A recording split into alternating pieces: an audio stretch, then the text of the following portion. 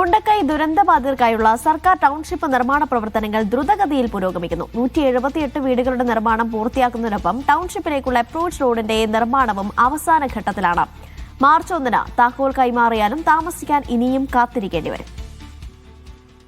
കൽപ്പറ്റയിലൊരുങ്ങുന്ന സർക്കാർ ടൗൺഷിപ്പിൽ ആദ്യഘട്ടത്തിൽ 178 വീടുകളാണ് ദുരന്തബാധിതർക്ക് കൈമാറുക. ഇതിന്റെ നിർമ്മാണ പ്രവർത്തനങ്ങളെല്ലാം അന്തിമഘട്ടത്തിലാണ്. മുഴുവൻ വീടിന്റെയും വാർപ്പ് പൂർത്തീകരിച്ചിട്ടുണ്ടെങ്കിലും പല വീടുകളിലും ഇനിയും മുൻഭാഗത്തെ ഓടുകൾ പതിക്കാനുണ്ട്. അടിസ്ഥാന സൗകര്യങ്ങളായ റോഡ്, വൈദ്യുതി, ഡ്രൈനേജ്, കുടിവെള്ളം തുടങ്ങിയ സംവിധാനങ്ങളും അവസാന ഘട്ടത്തിലാണ്. പല വീടുകളിലും സോളാർ സംവിധാനം ഒരുക്കേണ്ടതുണ്ട്. വീടുകളുടെ ചുറ്റുമതിൽ നിർമ്മാണ പ്രവർത്തനങ്ങൾ പുരോഗമിക്കുകയാണ്.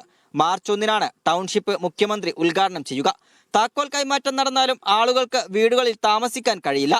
വീടുകൾക്ക് പുറമെ അടിസ്ഥാന സൗകര്യങ്ങൾ കൂടി പൂർത്തിയാക്കാൻ ഇനിയും കാലതാമസമെടുക്കും. നിർമ്മാണ പ്രവർത്തനങ്ങൾ വേഗത്തിൽ പൂർത്തിയാക്കി ദുരന്തബാധിതരെ പൂർണ്ണമായി പുനരധിവസിപ്പിക്കാനാണ് സർക്കാർ ലക്ഷ്യമിടുന്നത്. ടൗൺഷിപ്പിന്റെ ഉദ്ഘാടനം പ്രഖ്യാപിച്ചെങ്കിലും നിർമ്മാണ പ്രവർത്തനങ്ങളെല്ലാം അന്തിമഘട്ടത്തിലാണ്. ഡ്രൈനേജ്, വെള്ളം, വൈദ്യുതി ഉൾപ്പെടെയുള്ള സംവിധാനങ്ങൾ ഇനിയും ഒരുക്കേണ്ടതുണ്ട്. എത്രയും പെട്ടെന്ന് തങ്ങളുടെ വീടുകളിലേക്ക് മാറാൻ കഴിയുമെന്ന പ്രതീക്ഷയിലാണ് ദുരന്തബാധിതരും. ക്യാമറ പേഴ്സൺ ജിഷ്ണു മീനങ്ങാടിക്കൊപ്പം ഫൈസൽ നെടുമ്പാല, മീഡിയ 1, വയനാട്.